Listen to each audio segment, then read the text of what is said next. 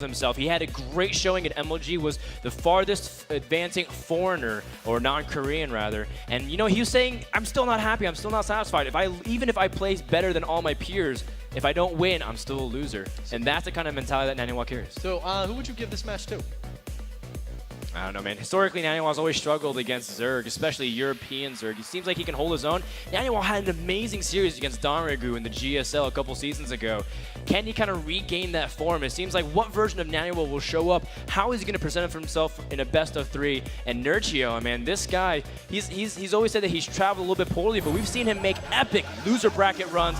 We'll start things off, guys, here at IPL 5 between Nerchio and Naniwa. Who will advance? One enters. Only one will go through. IPL 5.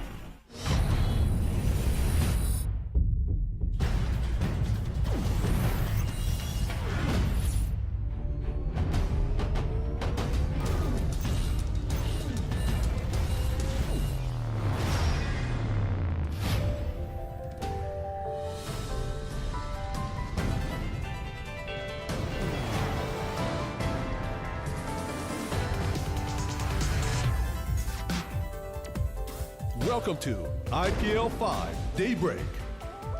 Ladies and gentlemen, in the top right-hand corner of the map, from Team Acer, hoping he can pull out the victory, it is the Zerg player, Acer Nerchio.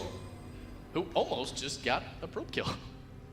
Yeah, it's always one of those things. It's probe is one of the biggest teases in the world. He's looking very relaxed right now. His opponent, guys, in the bottom left-hand corner, gonna be bringing out all the stops here. In the blue, it is Mionix Naniwa. Map is Daybreak. Look at that, Naniwa concentration level gamer. It's Daybreak, a map that's historically been very figured out, and it's really cool to see that Naniwa's been able to evolve his play, like we said. But I want to see what Naniwa is going to be able to bring to this tournament, because you know, some tournaments it seems like he's going to make that great run when it's that giant open bracket in MLG. That's when Naniwa first got his name, right? When he went to MLG and just won it. Yep. But then there's also tournaments where he goes to the group stages where it just seems like Naniwa can't really do what he wants to. His plans get completely destroyed. He's not able to micro as well, and Naniwa gets into this discomfort zone where he doesn't seem like he can come back in any scenario. Now Naniwa has a really solid playstyle usually, even dating back to when Protosses weren't Forge Fast expanding. He was going for like a robo-based expand, push with Immortal Sentry off of 2 bases, a little bit more delayed. But what can we really be expecting from this series, Gibbles? Because I know you've been studying them a lot. Well, I'm really excited for Naniwa. Earlier, I mentioned the comment, hey, Naniwa's been on the down lately. But you mentioned it beautifully, Ferdinand, that, he's down because he's reconstructing himself. Take a player, for instance, who maybe just decided to remap every single hotkey because they realized they could do it more efficiently. Well, their playstyle's really going to suffer for a while, It's going to take a while before they can get used to the new layout. But once they do, they may strike back even stronger than before. Will that be Naniwa at this event? Off to a rough start, okay, but now he's got a chance here to show versus Nerchio. And Nerchio off to a nice start, picking off that probe. Although the probe knew what he was getting into, man. He was asking for trouble. Scouting. That's right. How dare he look for information? It's the worst profession to have as a probe. There's a lot of types of probes. There's worker probes, there's builder probes, there's mining probes, there's suicide probes. That's right. All of them are special in their own way. I guess there's military probes too. When you well, that's mostly the SCV. Then there's stuff. the Huck probe, man. Where's the Huck probe, the hero probe, the one that used to go around harassing all the time, it's actually one probe. Pinching queens in the butt. It used to be one of the most endearing things to see. The Buck probe. Yeah, it was the hero probe, as we all said. That was back a long time ago, though. As Huck, of course, fighting for his life in IPL 5. Yeah. We see a quick robo out of Naniwa, the first choice of gas from this Protoss player. We do see that Nerchio is going for pretty standard. Nerchio is very capable of playing powerful macro styles, but he's also capable of doing, all kinds of stuff. He can play Muta in composition. He can play the Roach-based composition. He can play Ling and Fester. But it seems like he's going to go for pretty standard timings. Around 6:30, 6:40, he's going to drop his Roach Warren and Evo Chamber. This is like the standard ZVP build. Yeah, and you know, on the other hand, from Naniwa, we're seeing the Robo into 2 gases, so a lot of options available to him right now, and by a lot, I mean really 2. He's throwing down 3 gateways. I mean, this could be another Immortal Sentry play. I'm going to be waiting to see the Twilight counts. I really felt like he would be expanding here, but Warp Prism on the way. Things are getting a little bit finicky, and it looks like it's going to be instead a second Sentry on the way. This is a little bit back to hero again, as we're going to see a Sentry Zealot drop play. Yep, even getting a quick +1 to deal with any early Zerglings, Yep. as Nerchio is taking up the lair, getting his gases. Now, he hasn't committed to Roaches. That's actually the fun part, because you don't necessarily have to make Roaches. This was like a big revelation to some Zergs about 6-7 months ago. Like, you know, I actually don't have to make any to be safe, and then I could just use my gas to tech something else, just have it for security base. And that's what Nerchio is doing. He's being very, very minimalist as possible. And yeah, you know what, to highlight or expand on that, very safe, Dan. He has dropped a Spore Crawler at his 3rd base. He is also, I saw 2 in production. I'm looking for the second one, but regardless, I mean, he's making Spore Crawlers. He has that Roach Worm, but has not made any Roaches. So he is just making sure he's got all his bases covered, because he does not know what to expect out of Naniwa right now.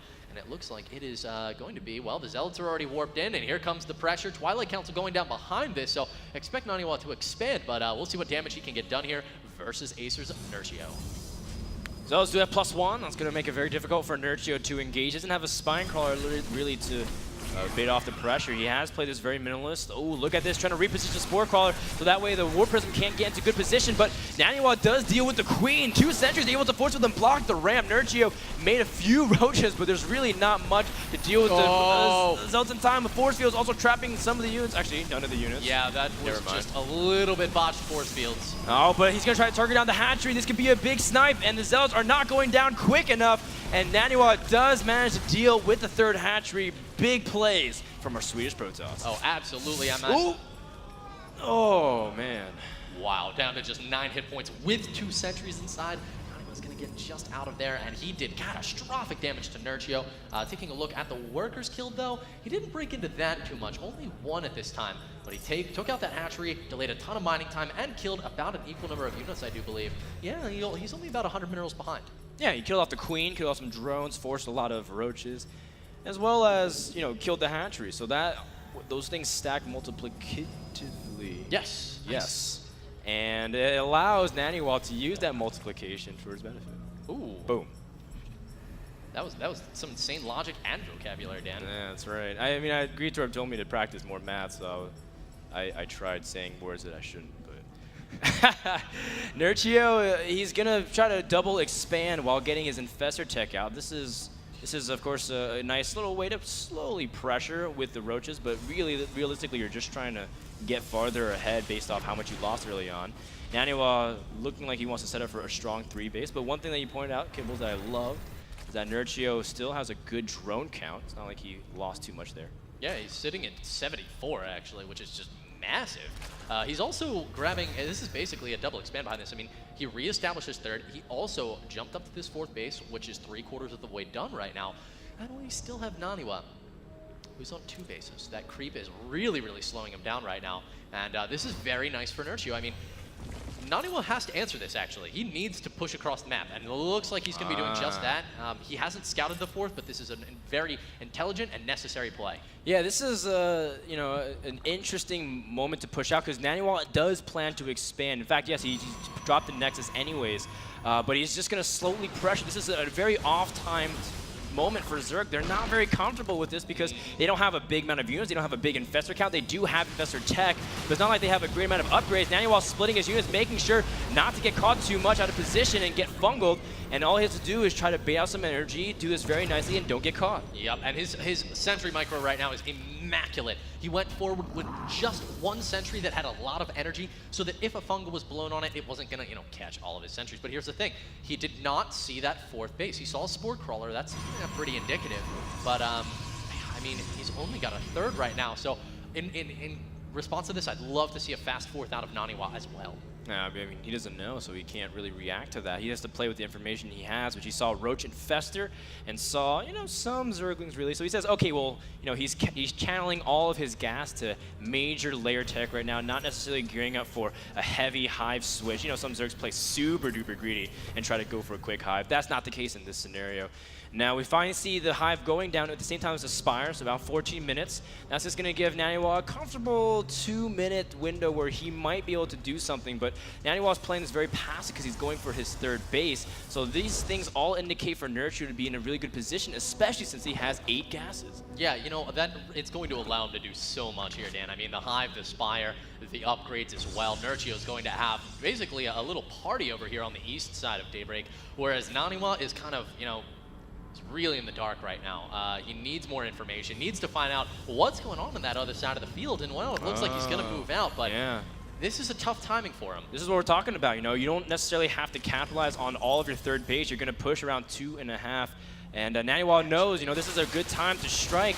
That window is still a little bit open here for Naniwa if he can make something happen here, Kibbles. I thought there were a lot more Spore Crawlers. In fact, they had just been relocating. They were just translucent, so only 3 Spores here, or excuse me, Spine Crawlers for Nerchio, so he's going to be splitting his forces. Will Force Fields go down on the ramp? No, in fact, the Fungal Growth trapping a lot of the Stalkers right now. Blinking forward, targeting down the high energy infestors. Beautiful control out of Naniwa right now. Force Field trapping. Look at these Roaches all trapped up. A beautiful donut there, and Naniwa is devastating the Roach count right now for Nerchio, and he's killed off a lot of infestors, Dan. Great blinks from Naniwa, but his job is not done yet. Spine Crawler and Infestor can lock down positions. Look how much damage the Zealots are doing in the main base. Nerchio has lost a lot of his economy. Now Nerchio is going to make another big stand. Naniwa has a lot of weak Stalkers. A couple Fungals can change the outcome drastically. Naniwa still staying up in supply, but it is also dropping quickly. The Immortals finally have dropped 2, but the Infestor count is dwindling slowly as Naniwa trying to go in for some Warp-ins with another Warp Prism. But the reinforcements from Naniwa might be enough, and he's cleaning up so many of these infestors. He cleaned up every infestor, Dan. There's 1 left on the entire map right now, and it is out of energy as well. Naniwa with a fantastic engagement there. Yes, he may look to be down in supply, but he killed off all the high-value units, and behind it, he actually has 6 more workers than Nerchio right now.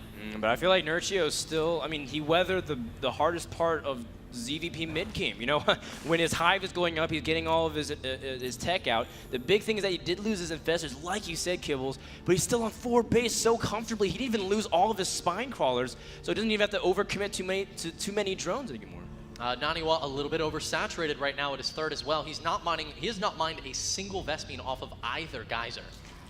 So probably a relatively large blunder there out of Naniwa, in fact. But he's grabbing his 4th base, he's throwing down some cannons, and he's going to get up to that very powerful 4-base Protoss play.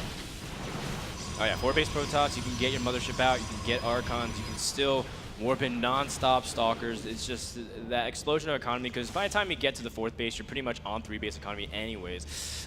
This Warp Prism trying to get into a nice little nook, but Nerchio won't let that happen, trying to protect his Greater Spire, just needs a little bit more time. And Naniwa, of course, we all know that he wants more time too, so both players giving each other what they want. Yeah, and you know, it's a little tough to out-macro a Zerg player, so we're seeing all of the money for Nerchio being dumped, but still, Naniwa ahead in probes, 70 to 64 right now. So, and he has started mining off of the gases at his third, so he just needs to play a nice defensive game. I can't even emphasize this enough. He needs to clean up this creep in the middle. In the lane, you know, the creep's really pushing down the lane, and there's nothing here, like the rocks are still there, so kill off those tumors, make sure it can't get any further, and make it tougher for Nerchio to do that terribly scary Spine Crawler Broodlord push. Oh, it's terribly scary, all right, man. It's a scary. I've seen the sequel to that. I've seen the sequel to that, which is Spine Crawlers, Infestors, and Broodlords. That was also a terrifying movie. Naniwa is, you know, trying to scout around, see if his opponent's expanding more over across the map. Nothing really going on in that regard. So Naniwa says, okay, 4-base versus 4-base.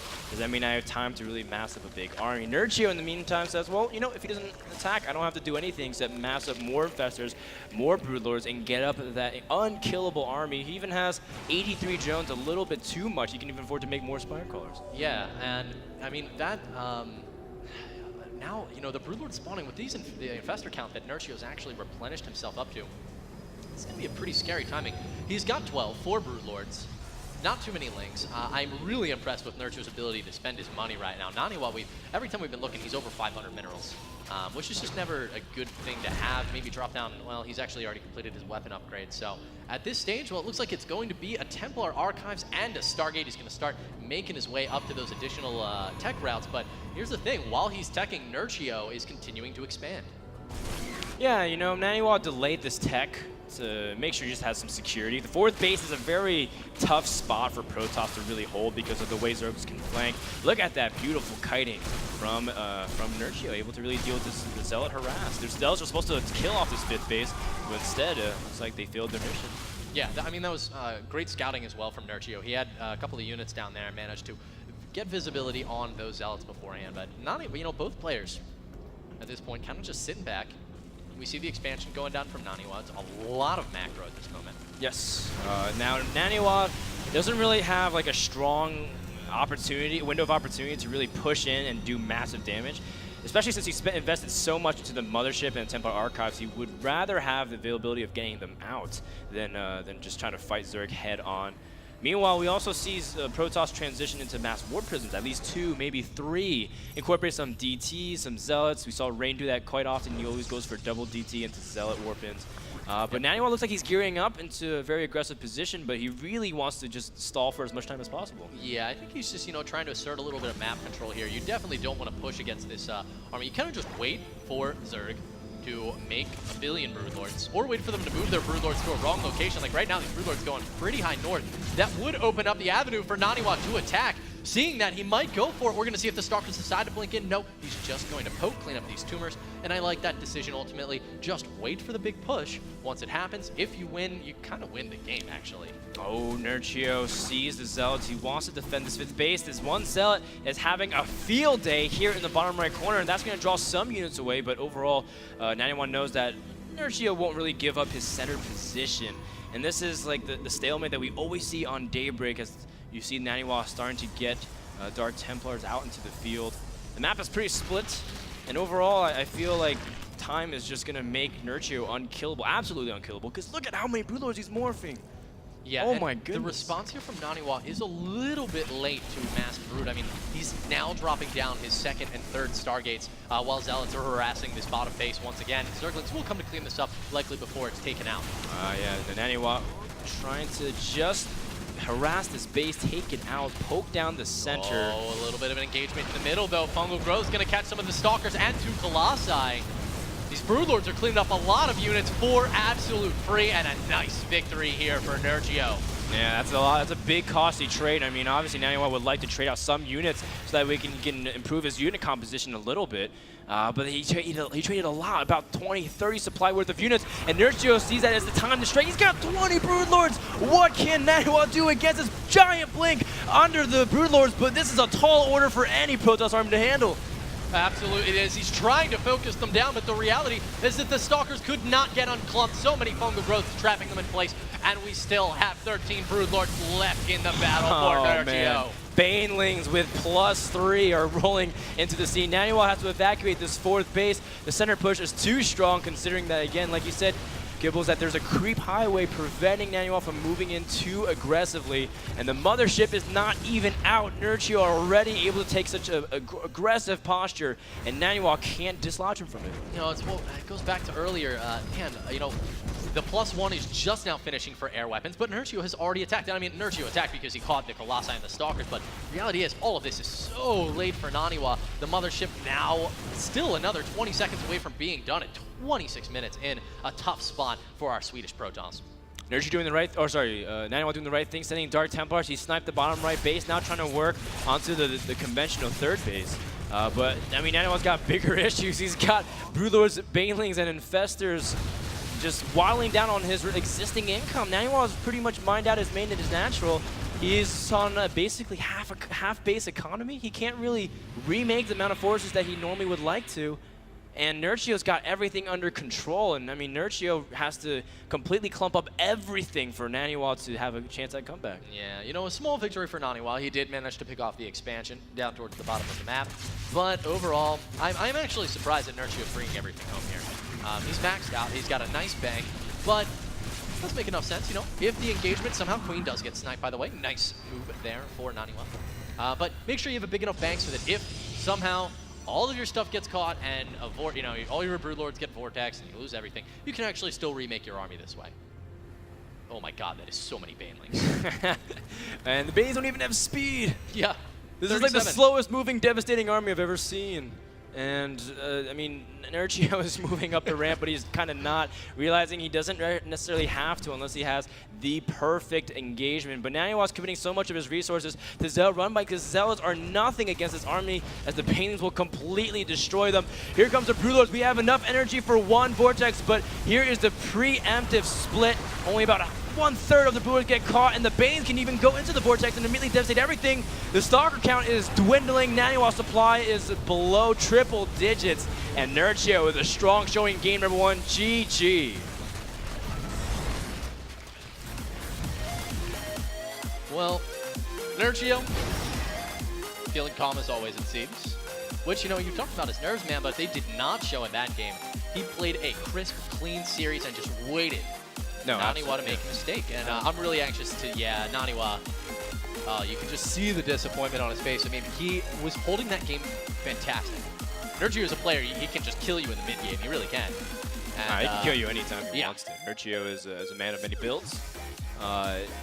You know, I agree with what you said. You know, you can see that Nerchio is pretty much settled in, and it's always been the case where he makes awesome loser bracket runs and always makes it a little bit tough for himself, not necessarily advancing too far. We did see Nerchio take down DreamHack Bucharest in really dominating fashion, and that's kind of the Nerchio everyone's come to expect. But overall, it's just really, again, it's unfortunate. It just speaks to the caliber of this tournament that Naniwa and Nerchio have to meet this early on. 72 players of death is really what we've got going on here, and 2 of them are going up against each other, facing elimination. Nerchio currently up 1-0 against Naniwa, and I gotta say, man, I didn't expect that. I really felt Naniwa was going to come out here with a strong showing. I was talking with him last night, and he seemed to feel pretty good. But, you know, we're going to have to see. We'll move into Game 2 shortly. But Daybreak's a pretty even map. And, I mean, actually, that game was really close for a lot of the game. It was both players playing very well. It was just that one hiccup. I feel like Naniwa definitely had, you know, windows where he can really do a lot of damage. I feel like he had the right ideas. You know, he was making the right decisions. I think overall, though, Naniwa, he didn't do enough. You know, he was trying to seize the moment, and he was not able to get enough. Just look at that push out to that 4th base. But Nerchio had that 4th for so long, and under normal circumstances, Nerchio should not have that much availability of units in Gas and Larva. But because Nerchio was able to sneak that in while feigning a lot of pressure, it was a great move by a Zerg player, and as a result, what can a Protoss do from there? Hey, you know, a lot of times you hear it actually, players will be like, oh, he's behind right now, because Nerchio was behind a little bit in the early game. And they're like, oh, he should double expand. And a lot of times when I hear that, or even when I say it, I'm like, every time the person double expands, it gets seen and they lose. But here's actually a perfect instance of where Nerchio went for the double expand, and Naniwa actually didn't spot it. And consequently, I mean, Nerchio got himself back into a great position. That's right. Nerchio knows how to climb himself back into this game. Looks like